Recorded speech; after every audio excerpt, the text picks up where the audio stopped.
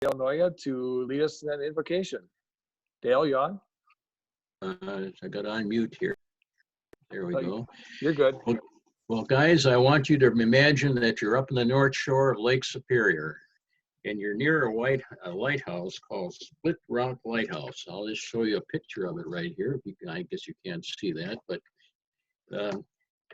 so today the invocation is called Light Bearer.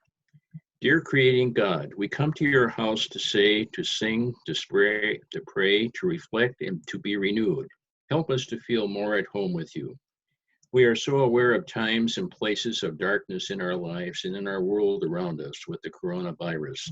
Sometimes there's darkness in our minds and hearts, which we clutch in silent fear. We retreat from you and from those who love us. Come to us with a light that gives us a confidence and helps us find our way. We ask your special blessing on those who find their lives darkened by pain and illness, by uncertainties about relationships, by loss of work, by loss of friends and loved ones. Help us to see that we can help penetrate that darkness by quietly being there for others, bringing your light with our physical presence, a note, a phone call.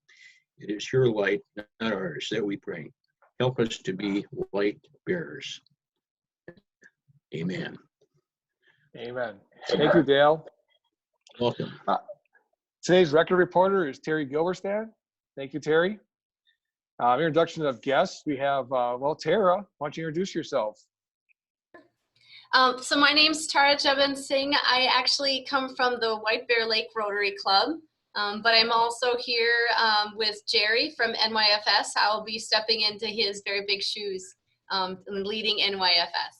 Thank you for letting me join your meeting today. Well, welcome.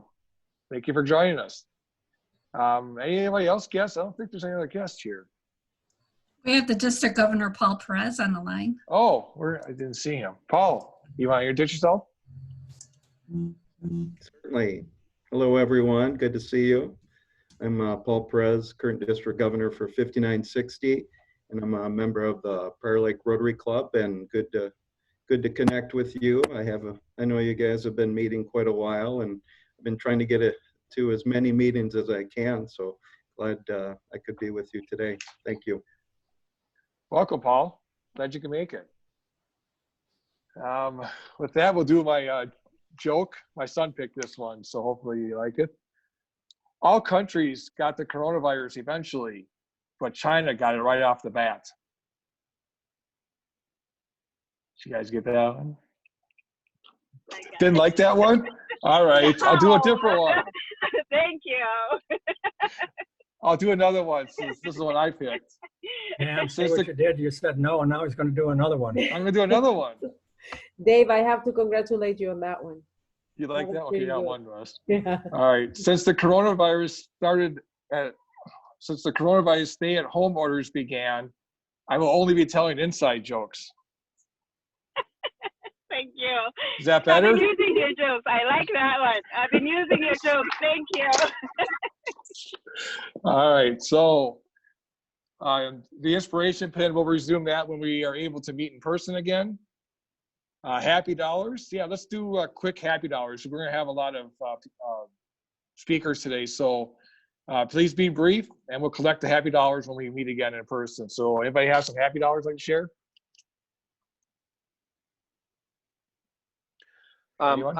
Yep, I'm just happy to introduce Tara. She already did it herself.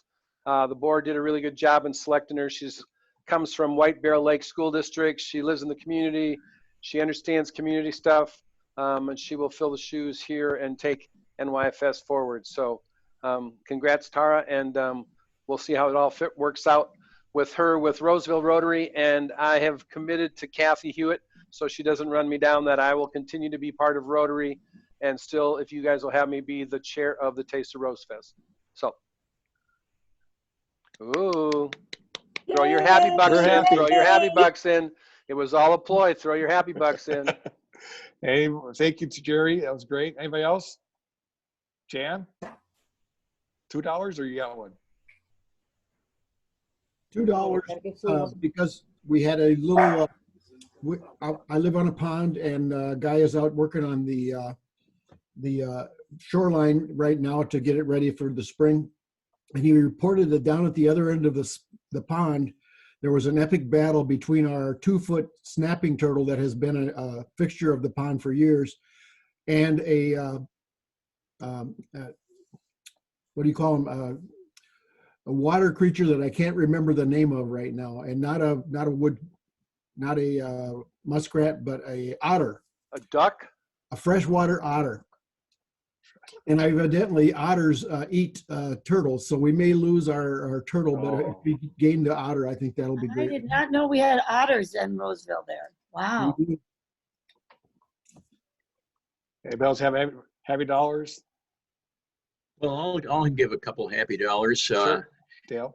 We escaped to Big Sandy Lake last weekend, and I own some land nearby, and so I went out not pheasant hunting. I went out turkey hunting, and while I didn't see any turkeys in the woods, I really enjoyed the scenery, the squirrels, the birds. It was just wonderful to sit out in the woods, just me in the woods and the animals and birds. So there's your happy dollar. All right. Anybody else? I'll go. Go ahead, Maria. I was honored to participate with Kent Peterson and a couple of other fellows from the Arden Hills, New Brighton, and Mounds View Rotary clubs in forming a coalition of clubs. And I am as I said, I was very honored to be a part of that. We are still moving forward. And if you all receive information from Dave or from Kathy, talking about a coalition, basically the gist of it is to help nonprofit organizations in our communities, in the 2 school districts, and basically helping specifically with hunger and with housing emergencies. So I'm very happy to have been a part of that and see it go through. And also another happy dollar that my youngest is turning 20 on Thursday. So yay. Yay. Out of teenage years, hopefully for good. Okay. Thank you, Maria. You've been doing a lot of work for that coalition. I appreciate that. Anybody else have anything else you'd like to share? Go ahead, Tara. I just want to say, Maria, I'm so happy to meet you. I've been working somewhat on that initiative or wanting to connect. I've been sitting on a policy committee with Jason Etten for Ramsey County. And we're really interested in connecting with you on that work. You've set such a great foundation. So I'll try to connect with you offline so we can keep that good work going forward. Oh, absolutely. Thank you. Anybody else have anything? Well, I have, okay. I can okay, Mary Jo. I can't. I was going to go a day without it, but I can't. So now I just have to thank all of our partners for the Taras and the Marias and Jasons and everyone for sitting on our policy committees that we have going for the county and trying to, help our residents with what they need with food security, housing, and all of those issues. So just a big shout out to all the people that are working in all of our citizen groups and our advisory councils and just helping to get the work done. So big shout out to them. Thanks. Anybody else have? Thank you, Mary Jo. Anybody else? I'm just gonna give another dollar again. Oh, go ahead. Whoever that was, go ahead. I don't know who that was. Go ahead, Jerry. We'll get that on the next one. Okay, and I'm just gonna give $1 for Tara, not Tara. There's Tara and there's Tara. Tara is Earth, Tara is the stars. It's okay. Tara, okay? And don't worry, it took me about, I don't know how many meetings and how many weeks to finally get it, but I finally got it. So she's an R, not an it's Tara. Okay. Anybody else? I'd just like to thank Jan Okay, Vanderwall. go ahead. Oh, go ahead, Lauren, go ahead. I'd like to thank Jan Vanderwall for loaning me a camera, and then when I didn't bring it back on time, he has agreed to not charge me additional rent. All right. All right. All right, okay, Mary, why don't you go? Mary? Myself? Can you hear me? Yep. Oh, okay. I have a happy dollar in that I just started 3 days ago collecting unused N95 masks for my daughter's nursing home. I've got 2 daughters that are nurses in desperate need. And in just 3 days, I was able to get 30 unused N95 masks that were sitting in people's basements. And if anyone in the club has even one N95 mask I could get for the nursing home, it's Press Homes in Arden Hills, I would be happy to come and pick it up, and it would go straight to be used by a healthcare provider. All right, thank you, Mary. Okay, well then we'll move on Hello, to. can I say one? Yep, sure. Go ahead, Ted. I'm happy about, actually it's probably a $5 or $10 one. I'm happy about the Nacho Valley Rotary Club. They're working with the club in Kampala, Kigali to apply for a COVID-19 grant in their district to do a number of things in 10 communities and locations in Nacho Valley, providing hand washing stations, jerry cans, cartons of soap, boxes of gloves, locally made masks, and that kind of thing. And it's really an impressive thing they're going. They're requesting the equivalent of $2,500 US. Okay, thanks, Ted. Okay, we'll move on to special announcements. Jan Vanderwall would like to make an announcement concerning foundation. Jan? I'm sorry, I chewing my pizza. Bad timing. Should I move on, come back to you? I think that'd be a good idea. Thank you. Okay. Snelling Avenue Spring Road Cleanup is still on for May 9th at 9 o'clock. So please sign on. There should be more information on the bulletins. Email was sent out requesting us to represent the Suburban Ramsey COVID-19 fund, which is what Maria talked about. So we're trying to find some people that are willing to be on some of the committees to make this fund. They're talking hundreds of thousands of dollars of raising. So if you're interested, let me know and I'll get you in the right contact with the right person. And then Jan, do you have, now you ready? I'm as ready as I'll ever be. Okay. So this is just a reminder that the Rotary International Foundation is doing is collecting and setting up ways for districts to get funds to help with their local disaster needs. So if you are thinking of trying how you can help out with disaster relief, you can do it through the Rotary International Foundation. At the same time,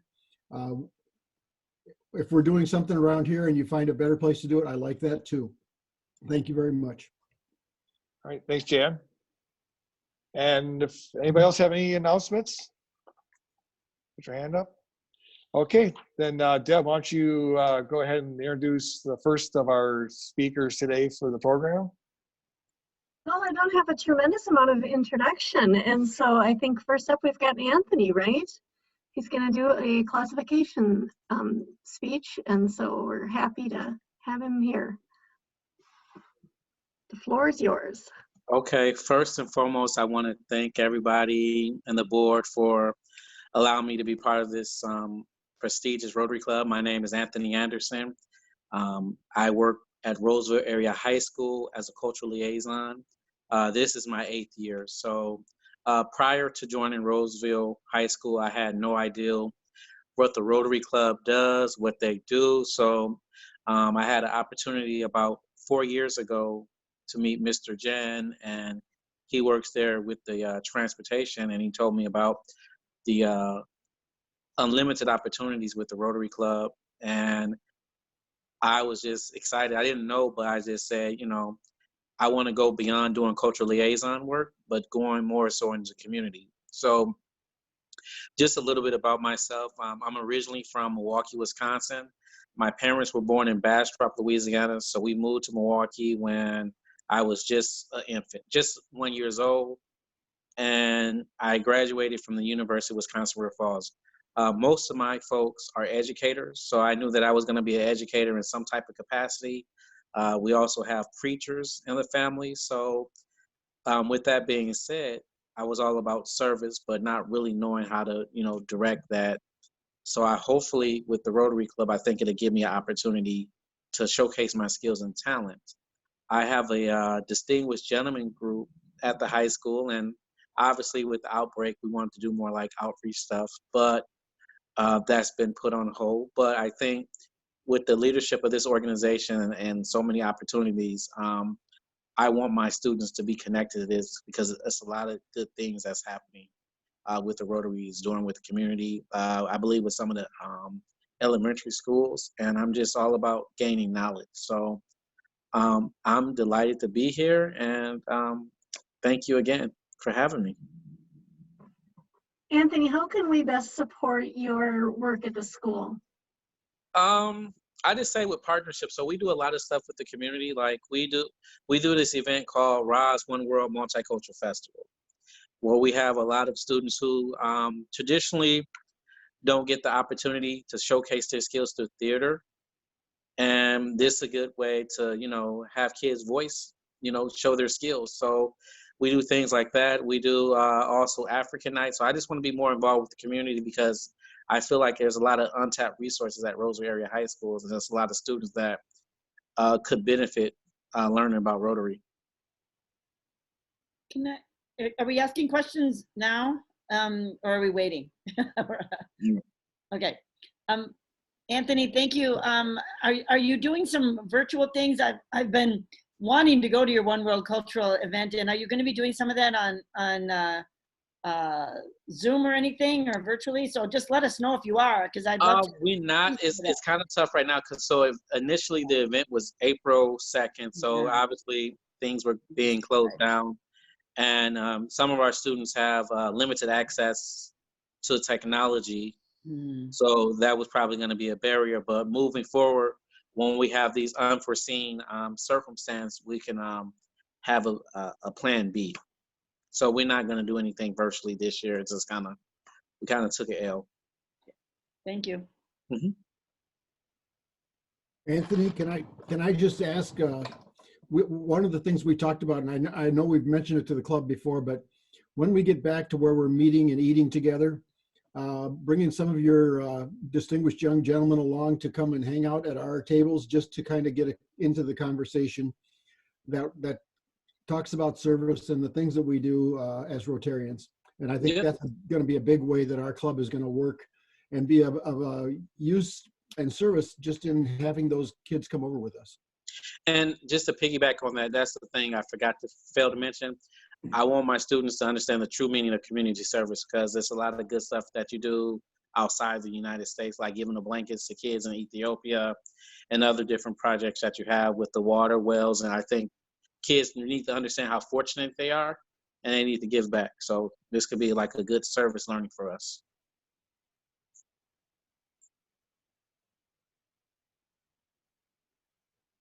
All right. Any other questions?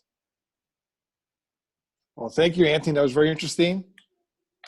And then we'll definitely move on to the next one. I can't remember who the next one is. I'm looking it up. Kathy, do you have it?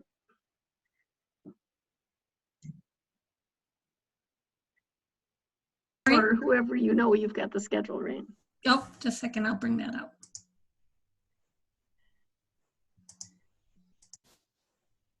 Next is Khadija. Hello.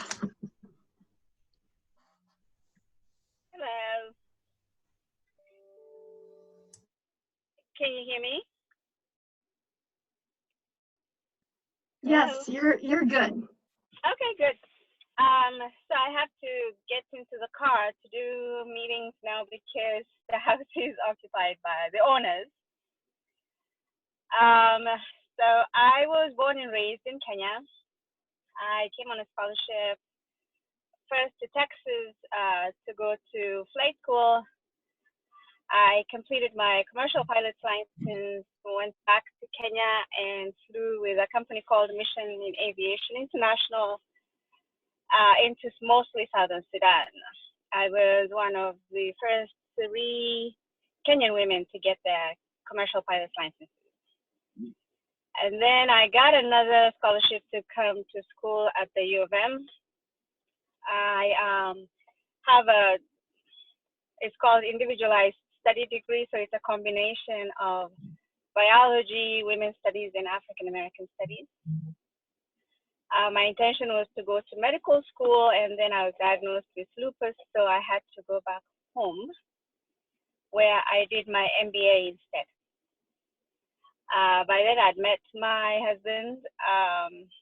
I had to come back because obviously he can't live in Africa. It's too chaotic for a South Dakota accountant, borderline OCD individual. So we live in Cottage Grove. What I do for a living is that I founded a vocational training program that focuses on training predominantly underserved communities. So usually the African American community. This includes the new immigrants to get them into the medical field. The school is called American Nursing and Technical Institute, based mostly in Minneapolis. We're thinking of a location in Midway soon. So it's been in business for 8 years. Every year we've trained about a little over 100 individuals to become nursing assistants who sometimes move on to RN school. I have 2 children, 11 and 8. I'll be married 17 years this May, in a couple of weeks. I have a dog, her name is Cookie. I don't like winter, but otherwise everything is great. I consider the US just as much home as Kenya is now. When I'm in Kenya, I miss Minnesota. When I'm here, I miss Kenya, so I'm always halfway somewhere. And I think that's about it. For me, that is a big, important part of me.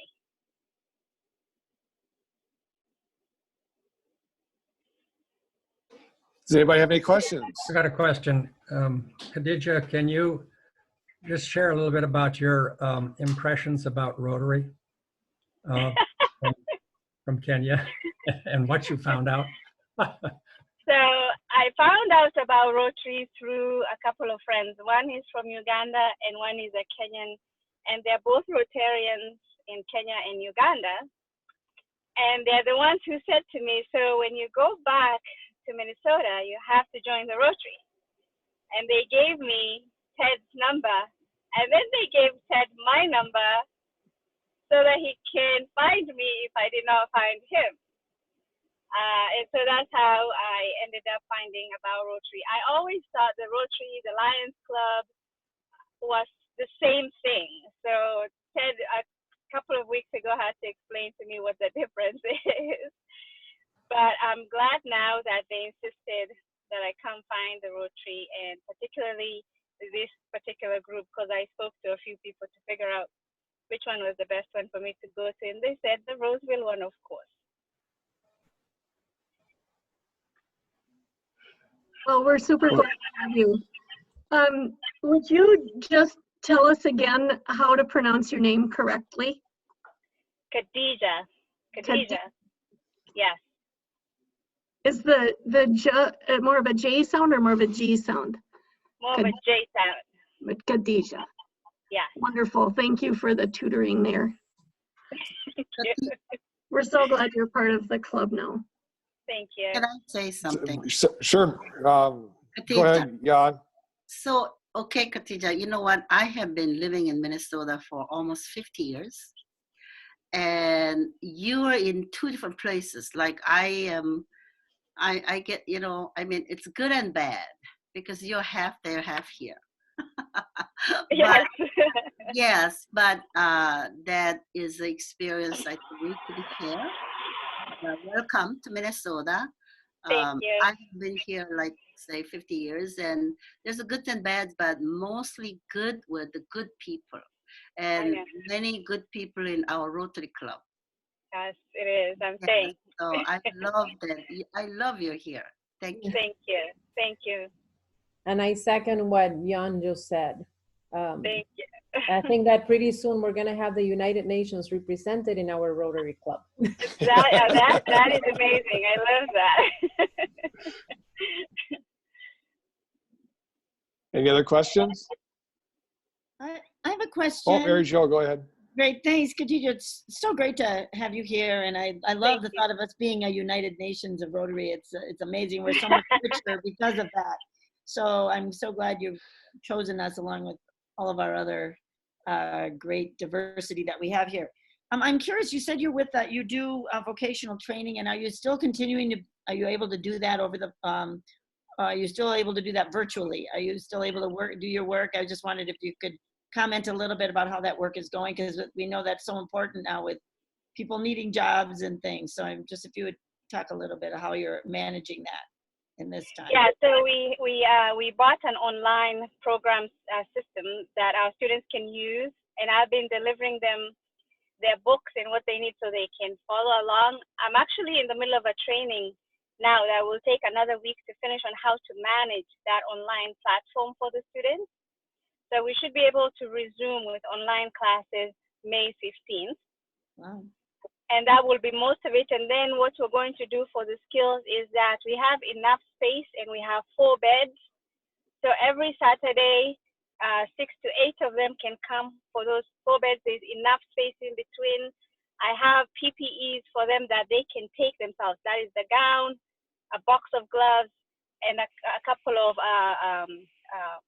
face masks that will belong to them. So they write their names on it and they take with them and bring it back for us to do the skills. So we'll do the skills every Saturday. Meanwhile, I'm in a group that is coming together to decide on how to do the state exams. I think we will do the written portion, which is pretty easy to do right now. And then we're trying to figure out how to do the skills portion. So I think we'll have answers for our students within maybe 3 weeks of how to go about that. I don't think that some of them are talking about maybe reducing the requirements. I don't think that's a good idea, especially when taking care of our elderly, and we need that level of education. We need them to have that level of skill. We don't need to be reducing that for any reason, especially now. We should be ramping it up. We should be including more training as far as how to handle situations like this. So I'm able to be part of a group like that that is deciding on these very important issues for our safety and the safety of our elderly, and we should have answers soon here. I don't think anyone wants to rush it. Thank you so much for all that work. Thank you. Any other questions? Oh, well, thank you for sharing with your story with us. We appreciate you, and glad you joined our club. It's going to be awesome. Yes, thank you. Deb, do you want to go on to the next? Who's next on our list? Yeah, next is Ane, if you are ready. Yeah, just try to see if I can share a screen to show you some PowerPoint. It says host the disabled participants screen sharing. I don't know, maybe Angela helped me. So Deb or Kathy need to allow that. Okay, now you should. Okay. Can I do now? Okay. Okay. Can you see now? Not yet. Oh, there it comes. Okay, this is now we can see it. Sharing the screen on Zoom, so bear with me. Okay, thank you everyone for giving me this chance. My name is Anne. I'm originally from East Africa, Ethiopia. I'm Oromo. And I came to Minnesota about 20-something years ago. And I attended MCTC and gave my first accounting, associate accounting. Then I attended Metro State University, and I earned business administration, my bachelor from Metro State University, minor in human resource. Currently, I work for Allied with Angela. I think I already, some of you already know that Tad introduced me when I was there before these things happened. And today we have only 10 minutes. Let me time it myself. And I was in Ethiopia before all this craziness happened.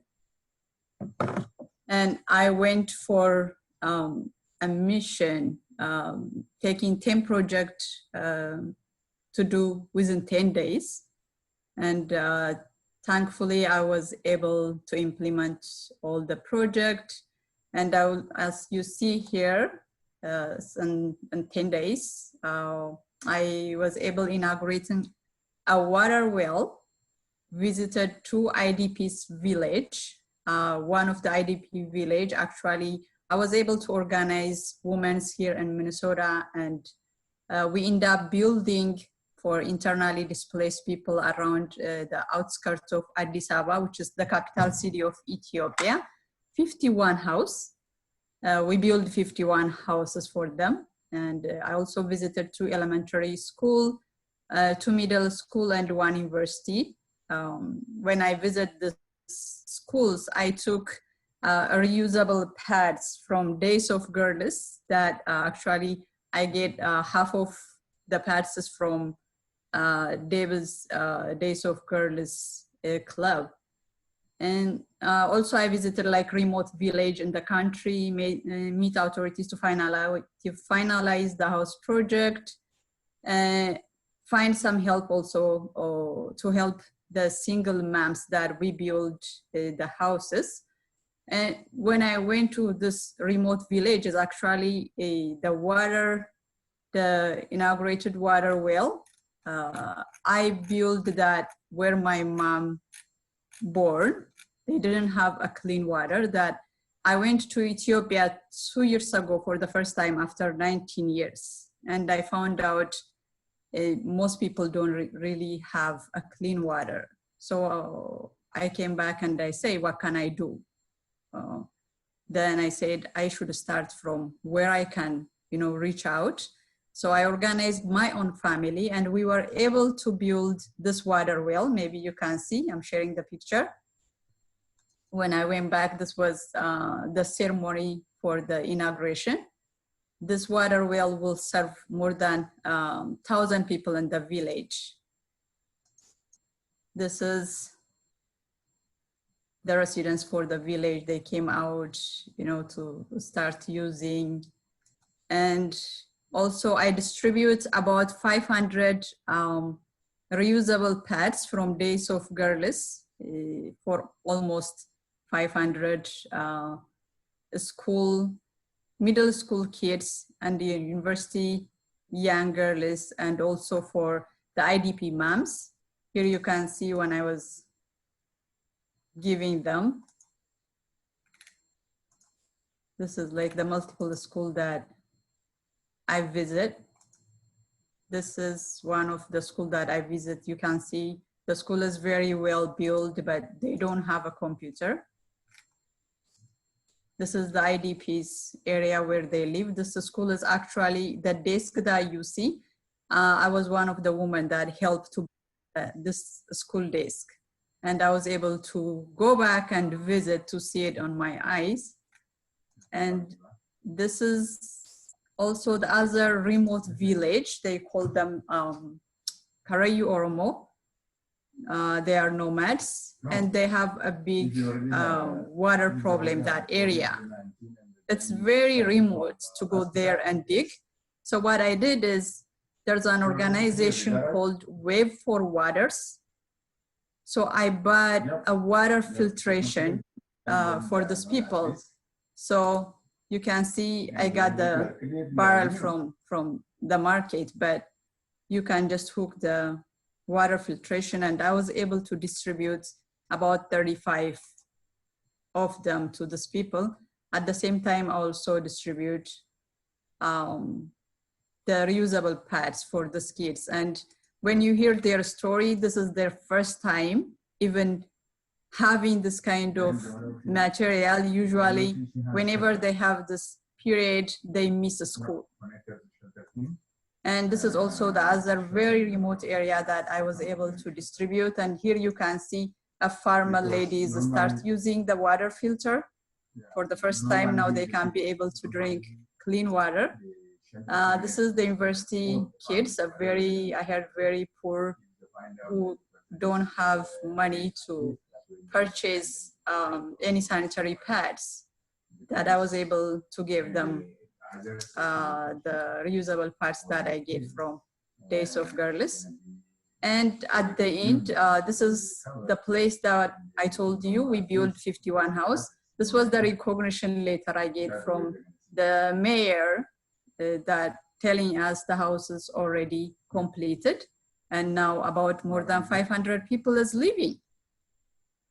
And this is the IDP kids. You can see at the end, 2 days before I came back, I decided to take these kids to the number one, I heard water park in the country. Sorry, And can I interrupt just a moment? David Craig, you are not on mute. David Craig. Kathy, can you mute David Craig? For the other one, you have to give a resource, and the other is going to take a while.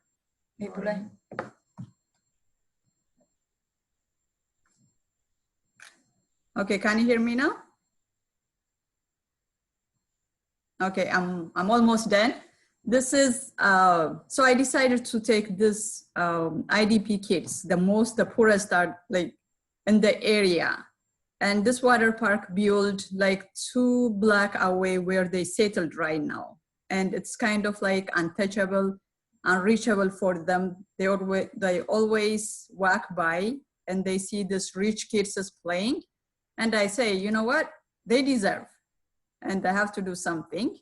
And thank you to a light Changemaker program that they were able to support me. So I can take these kids to the water park and so they can see and they can be able to play, to enjoy. And this is like after they play, that we also provide a dinner. And the sad part is, I can't say all of these kids eat French fries and drink this pop for the first time. And to see their joy on their face was something that I cannot explain in words. So this is like a 10-day journey. I tried to wrap up within 10 minutes, and it was very eye-opening for me to go back to home and implement this project. This is like before I go, what I was doing. I was working with different Days of Girls. This is one of the place that I was trying to learn how to sew the pad.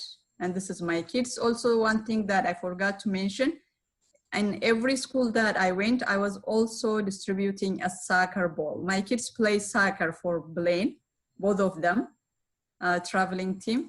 So soccer is a big thing in our house. So I also took more than 100 balls and distribute to each school. And it was sad to hear, like, for the first time, most of this school got a new ball. And this is the picture. You see all those women and when they welcome me when I get there. And this is my trip story from Ethiopia. So I came back and I was able at least to share my experience with my light family, but after that, everything is shut down because I start working on some of the school, they don't have a computer. And I was actually talking to said, how can I get like any computer to send it to back home? And also I have to work more to get this clean water, because when I build this on the village that my mom born, I figure out this village don't even have a light. When I took that water filtration to the Karayu area, they have one well, but they need a fuel to use it. So whenever the fuel or the gases run out, they don't have any water. There's like a remote village. I mean, it's so heart-wrenching and means sad to hear all this story, but I'm glad at least as one person, I was able to do this with the help of a friend, a family, and also my light team. And at the same time, now we all are working from home. Yeah, my time is up. And I'm also doing, after this COVID-19 start, you know, it's everybody in the world affected. And the IDPs that the woman, I show you the picture, those are one of the people now being told to stay home, but these people don't even have, you know, the clean water to wash their hand or the food to provide to their kids. So I started still reaching out to the same people that I was working with to help me. And I was able to send some money, and I heard tomorrow they will distribute food for more than 100 people. So I'm happy to share this with you today. And thank you. If you have any question, I will answer. Thank you. So now how can I stop this sharing? Should be up at the top of your screen. It should say stop sharing if you move your cursor up there. Okay. Well, thank you, Anne, for everything that you have done. We're very proud of you and happy that you're part of the club. So does your work at Alight revolve around Ethiopia? Not at all, actually. Okay. But they were able to support me on this project. Tell me about your... So far, we don't have any program in Ethiopia. What does your work at Alight entail? Oh, I am part of the finance department. Oh. But the good thing of Alight is you can also participate in any projects that sure. you like to. Do you have any plans to go back? Yes. Do I need to get more kits made? A lot. Okay.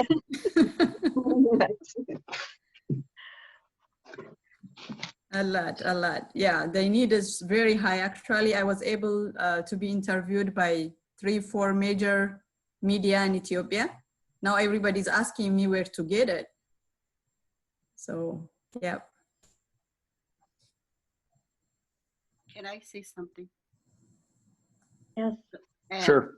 Okay, first of Go all, on. I really do appreciate these pictures that you are sharing, because I did have a engineer, PE. He became PE at my company.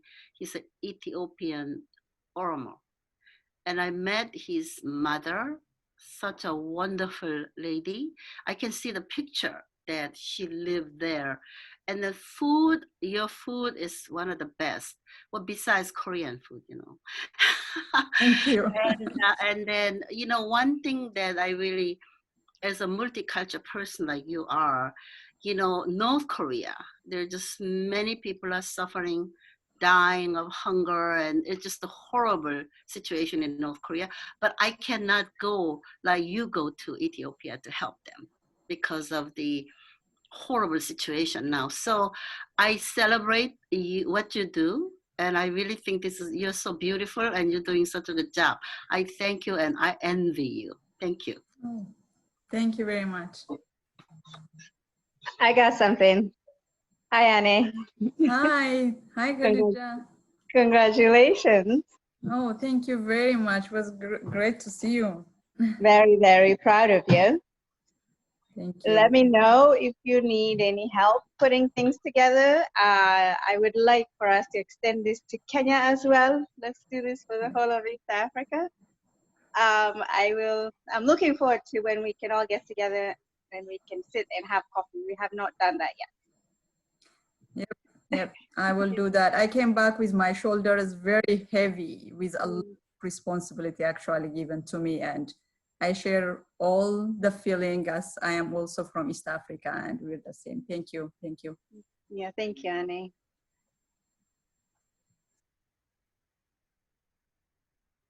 Hey, Annie. Hey. This is Ted. I have a contact, it's actually in Vietnam, that have indestructible soccer balls. I would like to chat with you and see if we can connect with them. Thank you. Yeah.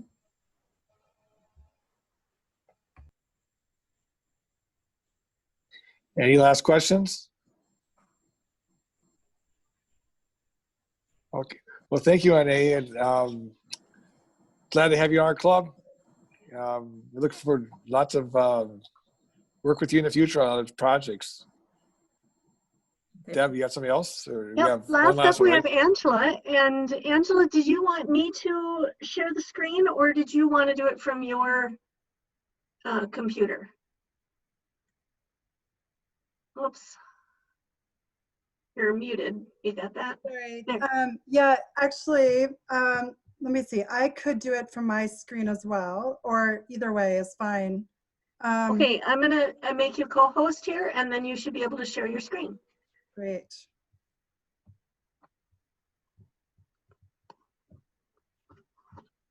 Okay.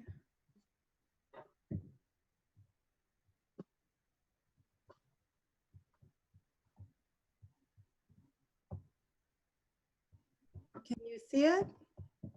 Yes. Great. Well, I will start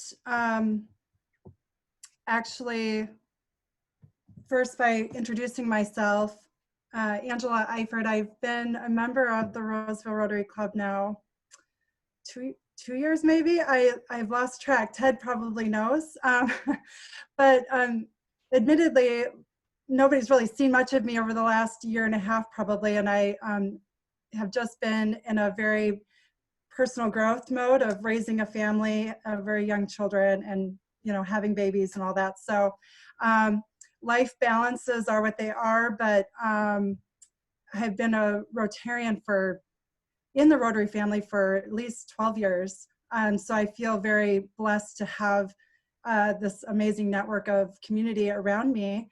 But I'll just give you some background of me and then jump into my presentation of what Alight is doing to respond to COVID at this time. And it's wonderful to be joined here with Anne, my colleague. So thank you, Anne, for that amazing presentation of your own. So I am from Wisconsin originally and came to the University of Minnesota for college and met my husband. Married now for 16 years, and we have two small children, a 2-year-old and a 5-year-old. And we live in Prior Lake, and I had joined in my first career, so I have a career right out of college that was in financial services, doing 401k administration, both qualified and non-qualified plans. And then in 2008, during the banking crisis and recession, I made a change. I was laid off from my position and ended up just deciding to move entirely into a new space. And I joined well, at that time, I actually went on a group study exchange with Rotary, which is where my Rotary story really begins. And that was when I was 30, 29 to be exact, but 2008. And I was in India for 5 weeks for that group study exchange, and it just really opened my world to what I could be doing. And I followed my own personal journey to working in the humanitarian space as a result, and found myself a few years later joining American Refugee Committee, now called Alight, and based in Minneapolis. And it's been almost 8 years that I've been working at Alight as our global connector, which is really a word that just kind of covers all partnership, relationship development in the private sector. And while most of our work at Alight is very governmental funded and UN funded, I really hold the private sector partnerships for the most part on my team. So it's been an amazing journey, and I do credit Rotary for this journey, for this career that I have chosen, and I just feel so right where I should be in life as a result. And so that's a bit about me. I will jump into this presentation if that's okay. Deb, I'll look to you to just see if that's the right transition, if anyone has any questions about me personally, but if it's okay, I can jump right into. Just give me the thumbs up if you want me to jump in. That'd be great. Okay, thank you. So I'm gonna flip to this presentation, see if I can figure this out here. Okay, so I heard earlier, I believe, I'm not sure who mentioned it earlier in this call about just emergency responses. You know, everybody has an emergency response that they are supporting or involved with. And this is just a presentation about, at a high level, what we're doing at Alight in refugee communities in East Africa and Asia and Middle East. And I won't be covering all of that ground today, but certainly Ani and I actually are both available to answer any questions about our response at Alight. So I will proceed here. And just a quick overview of Alight. I already mentioned that we've changed our name from American Refugee Committee. We're based in Minneapolis, in Northeast Minneapolis. And we have been working in the emergency response space with displaced people for over 40 years. And approximately 3.5 million people considered refugees or internally displaced refugees work under our care. And we are now working across 19 countries. And there's about, most of them are in Africa, but we are working in now South America and Asia and Middle East.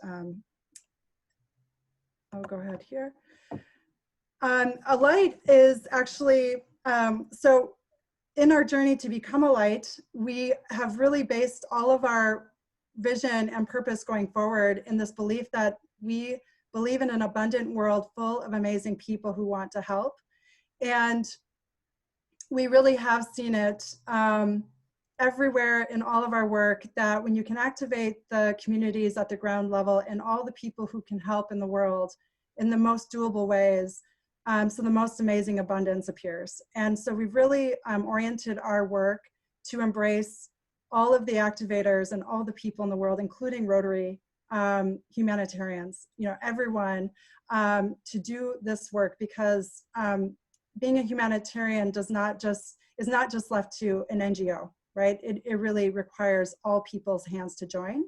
And so that's really who Alight is. And we're very inviting of all people to join us in this work to serve people everywhere.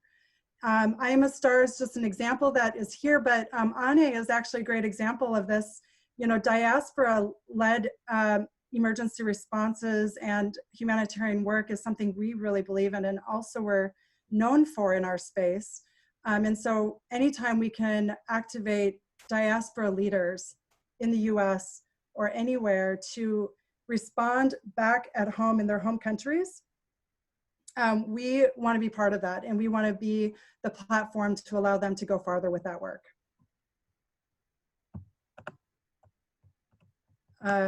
So just to get down to what we are doing on the ground, these are just some high-level reports just from the last week.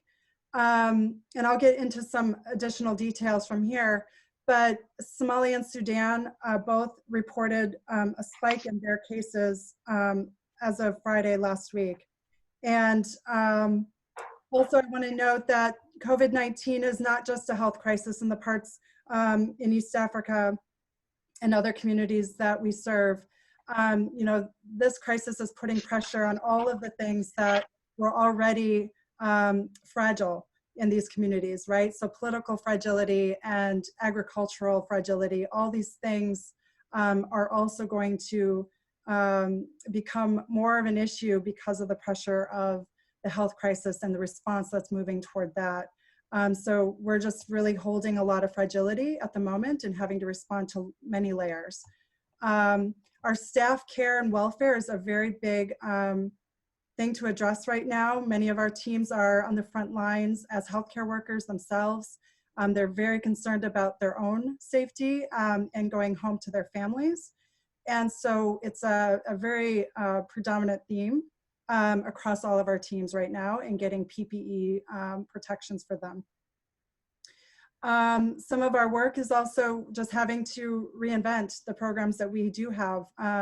For example, Kuja Kuja, which some of you know, is a refugee rating service provided typically at all of our service points. And normally it's a person-to-person interaction to receive feedback from our customers. But now with social distancing and limiting, also Kuja Kuja is not considered an essential service. So we're now moving a lot of these things to online posters with a 1-800 number or like a toll-free number in these parts with a web link. So customers are still encouraged to give us their feedback, which includes what are the things they need right now in this time of difficulty. And so it's really important that we still get this feedback daily from our customers so we can have a pulse on what the needs are. Even if we can't physically be talking with them about it, they have a way to share that information with us through these WhatsApp channels and online links for feedback. And then lastly, one of the most common, most frequented requests that are coming through right now directly from our customers is this need for more information about health messaging. What is this disease and how do we prevent it from getting to us, basically, is the biggest concern across all of our customers. And so we are activating a lot of health messaging programming to address the fears and the concerns that just regular people across all of our communities are very just wanting more and more information on. Here's a listing just for you to see in the elite countries that we work, the numbers of reported COVID cases. And of course, testing is very limited. So these are not certainly showing all of the potential of confirmed cases, but these are given the testing capacities that these countries have. These are the numbers that have been produced as of April 17th. And I do want to note just one thing on that. We only have one case confirmed inside of refugee community at this point, and that just happened last week in Uganda. Unfortunately, in Orichinga and into Nakavale, where one confirmed case was reported having been in Nakavale for 2 days. So they are doing some now tracking and tracing to link back to any potential spread that may now be in refugee community in Nakavale. So again, this is just a really high level of response, our highlights. Community-based trainings are happening in the way of preparedness for this emergency, which is unprecedented, is that we can't physically really activate more support, right? We have to do as much community-based activation, and that's really how we are moving forward, is to activate as many community-based organizations and leaders to all hands on deck, like everyone who can support mask making or soap making. We are actually hiring local makers to do these things in lieu of maybe an NGO team that would have normally been called in for emergency response.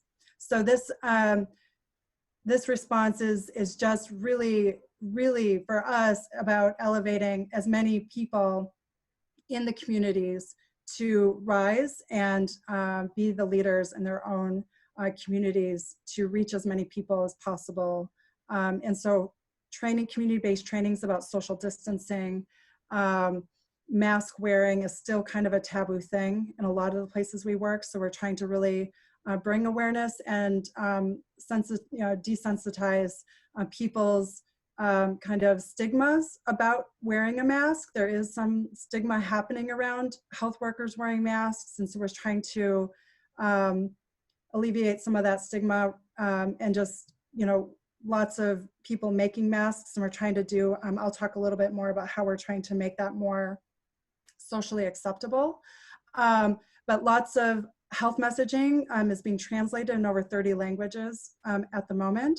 And we're using a lot of mass communications and digital outreach to get the messages out, because also print has been very difficult with the shutdowns and closures of many country services in businesses. So using TV, radio, and obviously digital messaging has been a real focus for us. And I mentioned already Uganda, the community-based preparedness response that we're leading with local entrepreneurs and artists on the ground. Some of them include Rotaractors from Nakavale that are helping to make soaps and make masks for the community. I'm not going to go through this slide. I kind of put it up here just for you to get more information. So we can send this deck out to anybody after this, so you can continue to peruse this information. But it just gives you a more high level of what we're doing. Actually, we're working with Catholic sisters because they are rooted in many vulnerable populations around the world, and we are providing a platform to help them share more of the prevention tactics and techniques for social distancing, and our doctors are on call for them should they need more support. We're also doing in Rwanda, where we do all the healthcare and sanitation. We've been called in a very big way by the government of Rwanda to lead all of the treatment response centers for COVID patients. And so we're setting up isolation units and having to raise significant funds for handling of that capacity for medical workers, all of the equipment that's needed, protective gear for our teams.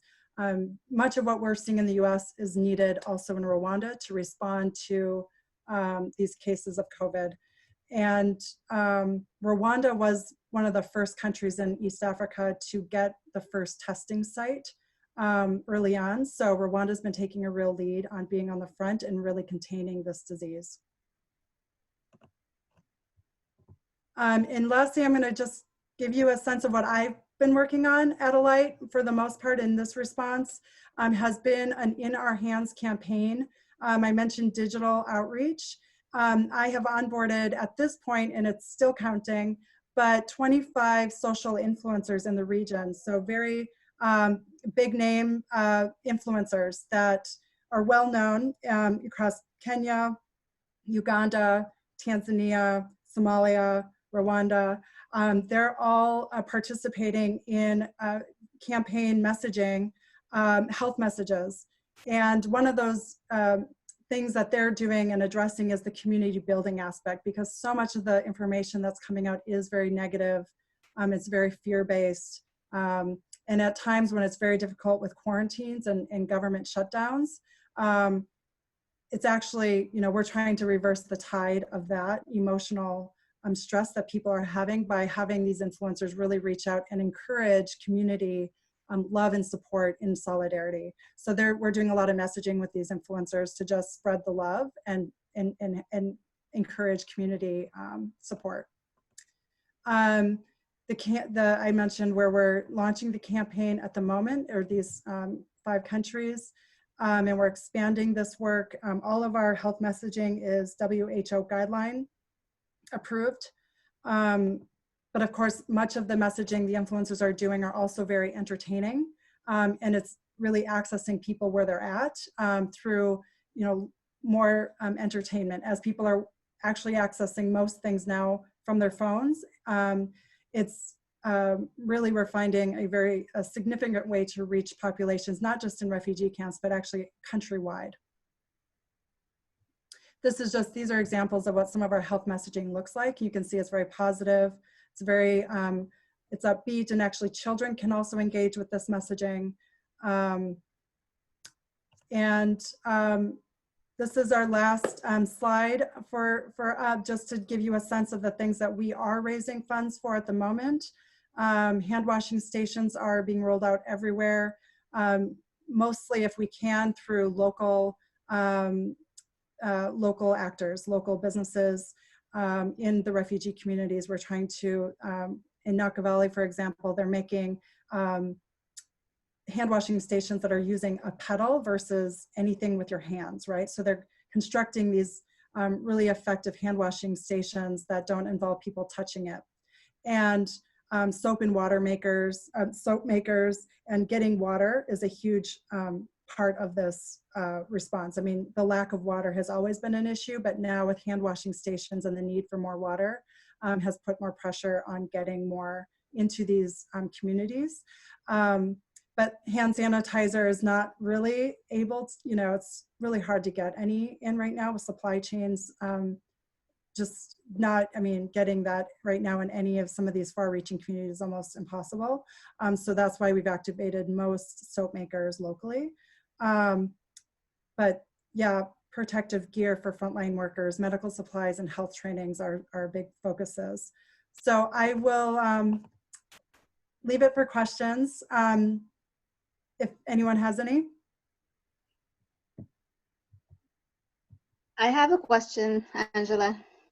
Yeah. Thank you for the work you do.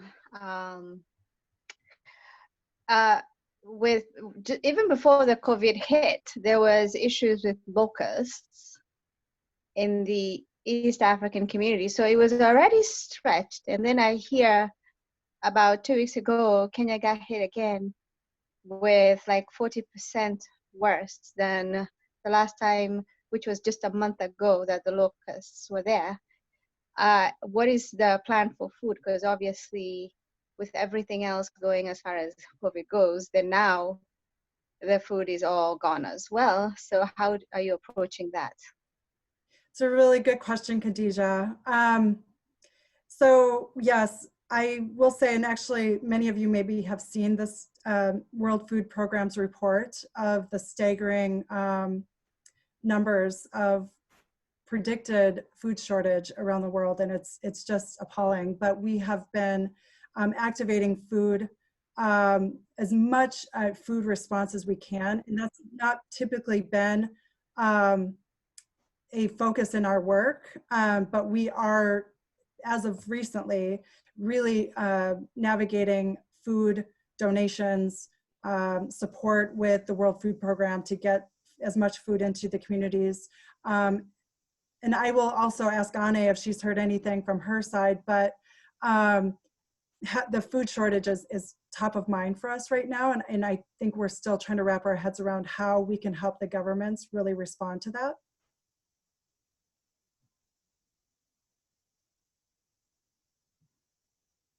Any other questions? Okay, well, thank you very much, Angela, for that update. So all four of our speakers today, Anthony, Khadija, Renee, and Angela, appreciate you being on. And our contribution in honor of our speakers we made to the Rotary Woods and Rain Garden in Central Park Arboretum in Roseville. So thank you for joining us. And thank you for all of the great work you guys are all doing. Everybody that spoke today are doing some great things. So it's good to hear. With that, I'll sign off for today's meeting. Everybody have a nice afternoon. If you want to stay on and socialize for a while, I think you guys can do that if you feel you want to stay on. Okay, everybody have a nice afternoon. Thank you. Bye. Say hi to